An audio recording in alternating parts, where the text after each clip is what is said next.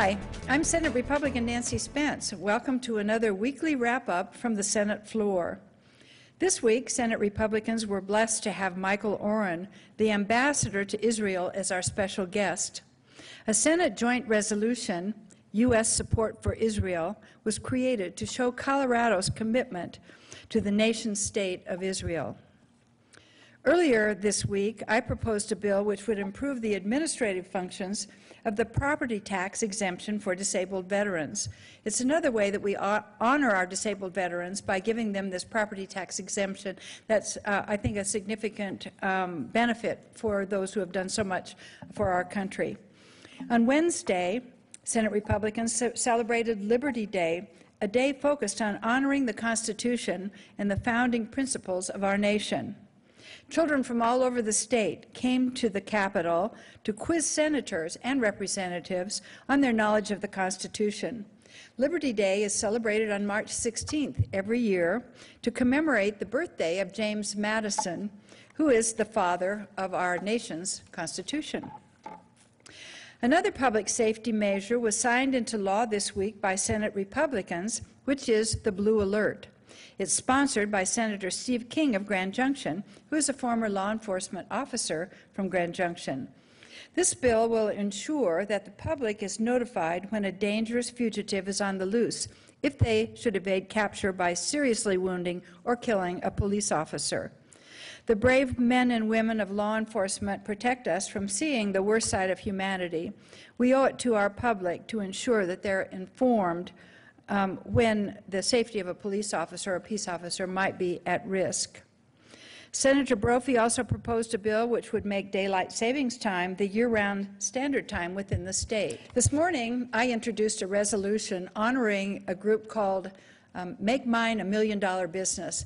This is a resolution that honors women entrepreneurs who have established businesses in Colorado and are working toward a goal of making $1 million in profits over the first year. Colorado's economy is very much based on small business, and women entrepreneurs, these women-owned businesses, are key to turning around the economy in Colorado. And that was a resolution that I passed with unanimous support in the Senate just this morning. Looking ahead to next week, the Senate Republicans will propose a bill in creating efficiencies in government.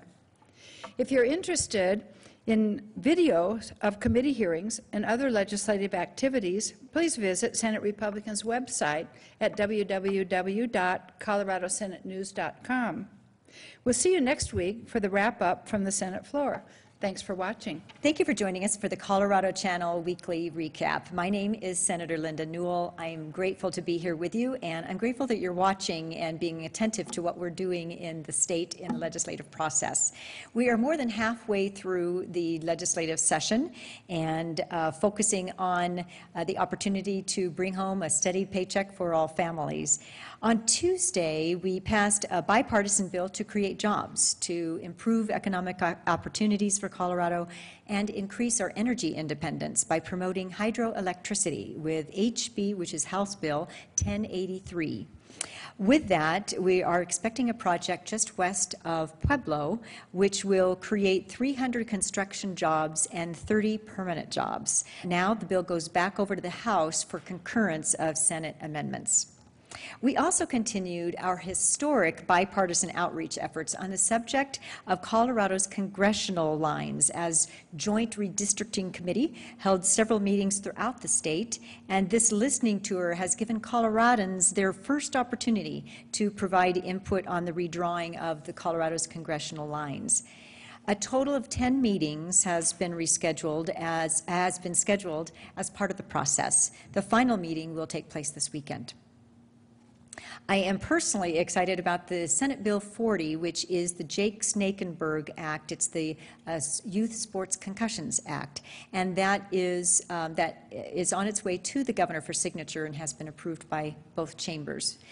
Also, today we signed the portability of background checks for child care workers, which is a great bill to reduce the costs for businesses who have child care providers, and then also good for the consumers who are trying to maintain their costs for child care. The other bill that got signed of mine, which was the access to child care for military families, and that is going to reduce the long wait list that some of the military families are experiencing with child care.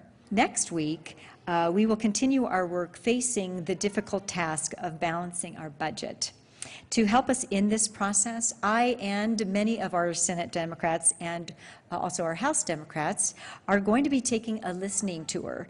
And there are 12 locations across the state where we will be listening to the constituents. And you are more than welcome to join us at one of those. You can go to coloradosenate.org for the locations and times in your area. Also, to keep an eye on for next week, we're very excited about the Small Business Navigator, which supports small businesses by creating a Colorado Small Business Navigator in the Office of Economic Development and International Trade to help small businesses in diagnosing problems, refer small business owners to the proper offices and departments, and creates a single point of contact to expedite the process of assisting small businesses. Also next week is Senate Bill 185, which promotes local jobs for local workers, and that requires all vendors for public contracts worth $250,000 or above to disclose foreign outsourcing. So thank you so much for joining us on Colorado Channel. We hope that you join us again next week, and thank you for being engaged in the legislative process. For any information that we've talked about today or any information with the Colorado Senate, you can go to coloradosenate.org. Thank you so much for joining us, and see you next time.